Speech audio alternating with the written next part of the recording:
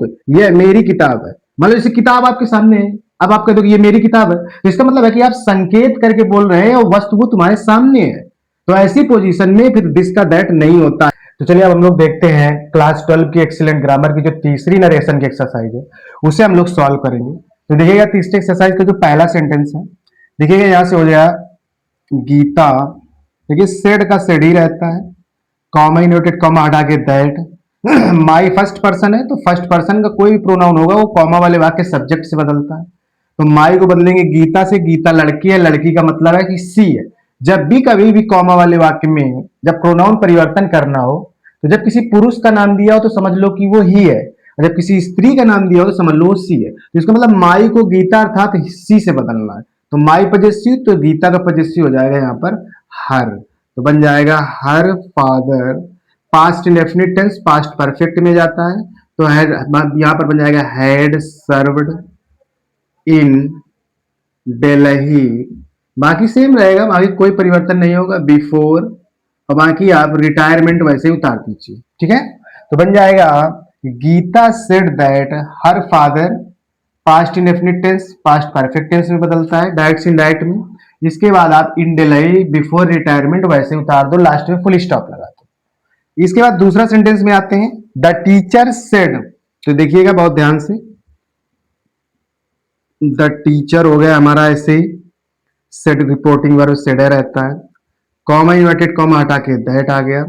इसके बाद my first person teacher से बदलेगा, मान लिया कि टीचर हमारा पुरुष है तो इसका मतलब ये टीचर ही हो गया, तो यहां पर हो जाएगा हिज। क्या हो जाएगा हिज, क्योंकि माई पजेसिव, इसका ही का पजेसिव ही आएगा, क्योंकि यहाँ पजेसिव है तो इसके लिए पजेसिव ही प्रोनाउन आएगा। अगर ऑब्जेक्टिव प्रोनाउन है इन्वर्टेड कॉमा के अंदर तो ऑब्जेक्टिव आएगा, पजेसिव है तो पजेसिव आएगा, सब्जेक्टिव है तो उसकी जगह सब्जेक्टिव ही आएगा। तो माई की जगह हिज हो जाएगा, तो हो जाएगा हिज स्टूडेंट्स। इसके बाद पास्ट कंटिन्यूअस टेंस जाता है पास्ट परफेक्ट कंटिन्यूअस टेंस में, तो इसके बाद बन जाएगा ये हैड बीन। मतलब वाज वेयर के साथ में मेन वर्ब की फर्स्ट फॉर्म में आईएनजी मिले और डायरेक्ट से इनडायरेक्ट बनाना है तो वाज हो चाहे वेयर उसकी जगह हैड बीन का प्रयोग करेंगे।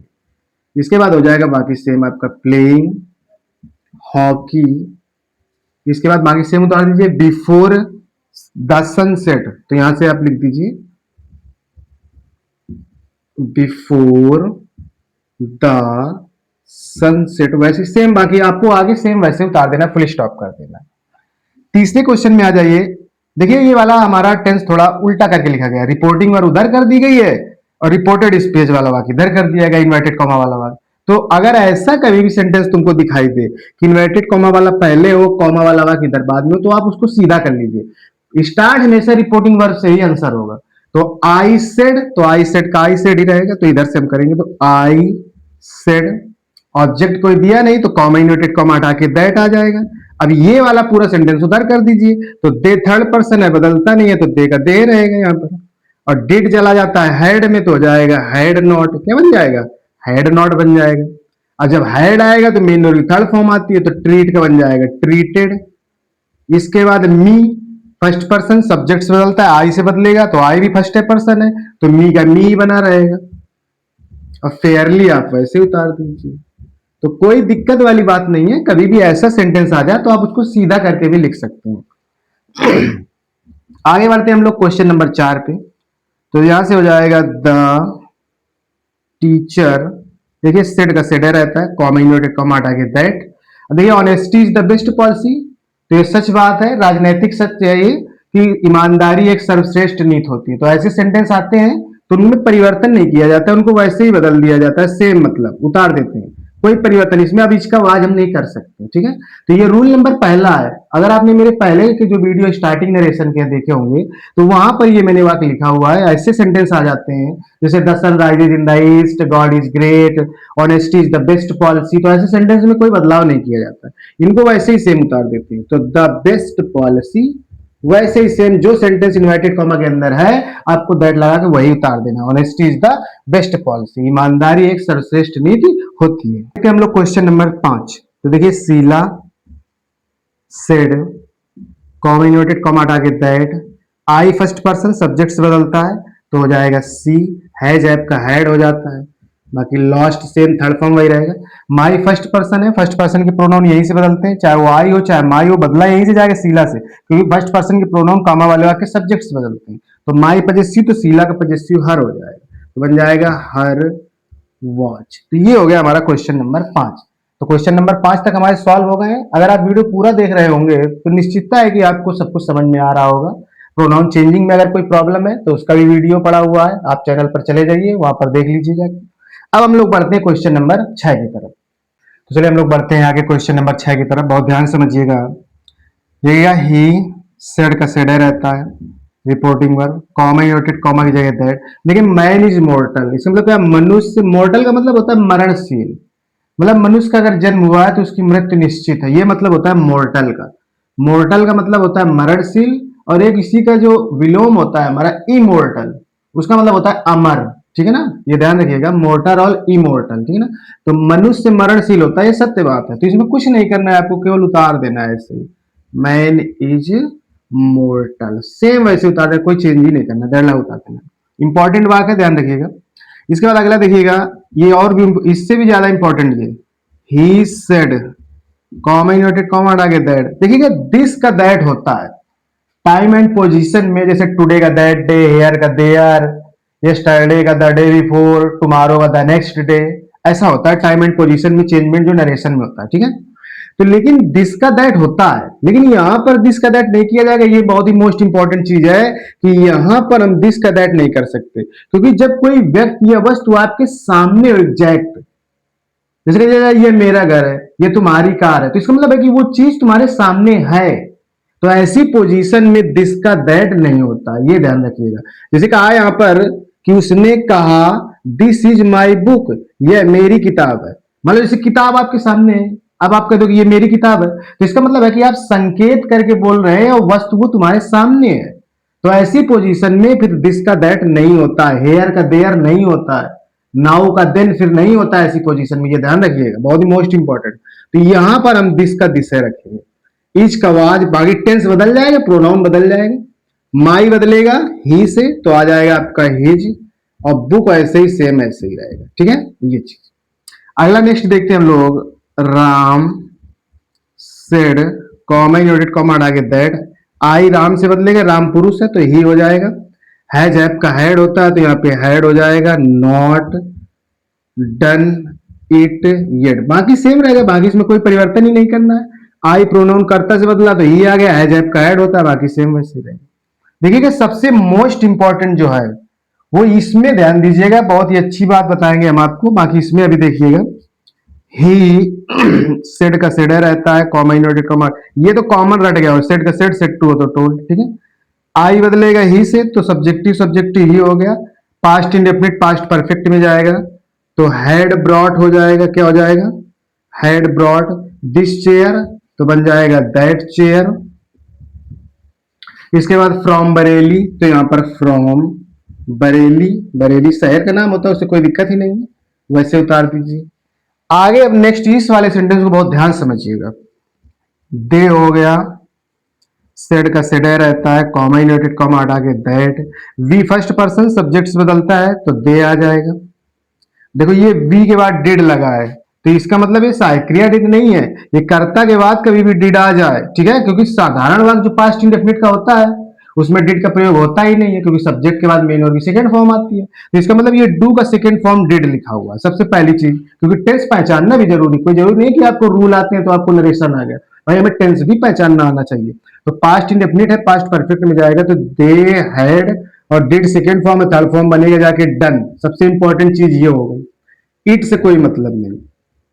इसके बाद देखिए अवर फर्स्ट पर्सन में आता है, और फर्स्ट पर्सन कहां से बदलता है, सब्जेक्ट, यहां पे ध्यान दीजिएगा इसमें ध्यान दीजिएगा, अवर फर्स्ट पर्सन है, सब्जेक्ट से बदलेगा, तो अवर पजेसिव, तो दे का पजेसिव क्या बनेगा, देयर, तो उस हिसाब से यहां पे क्या होना चाहिए, देयर सेल्फ्स, लेकिन देयर सेल्फ्स नहीं लिखेंगे, क्यों, क्योंकि थर्ड पर्सन के ऑब्जेक्टिव रिफ्लेक्सिव प्रोनाउन बनते हैं, फर्स्ट पर्सन और सेकंड पर्सन के जो पजेसिव केस होते हैं उनमें रिफ्लेक्सिव बनता है, लेकिन थर्ड पर्सन के जो ऑब्जेक्टिव होते हैं उनके ऑब्जेक्टिव, थर्ड पर्सन के जो केस होते हैं ही सी इट दे वाले, उनका रिफ्लेक्सिव जो सेल्फ या सेल्स वाले शब्द होते हैं उनके ऑब्जेक्टिव में लगता है। तो यहां पर हम देयर सेल्स नहीं करेंगे, यहां पर हम करेंगे देम सेल्फ। क्या करेंगे? Them self. सबसे मोस्ट इंपॉर्टेंट चीज यहाँ पर ध्यान दीजिएगा, क्योंकि अवर को हम दे से बदलेंगे तो देयर होना चाहिए केस परिवर्तन के अनुसार, लेकिन देयर सेल्फ नहीं कर सकते क्योंकि ये एक रिफ्लेक्सिव प्रोनाउन, और रिफ्लेक्सिव प्रोनाउन वो भी किसका है? ये थर्ड पर्सन में बदलेगा जाके, क्योंकि जब देयर लगेगा तो थर्ड पर्सन बन जाएगा जाकर के, और जब ये थर्ड पर्सन बनेगा तो थर्ड पर्सन के हमेशा ऑब्जेक्टिव में सेल्फ लगते हैं या सेल्फ लगता है,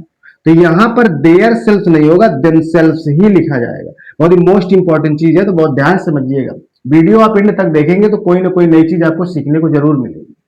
तो हमारे क्वेश्चन नंबर 10 तक सॉल्व हो चुके हैं।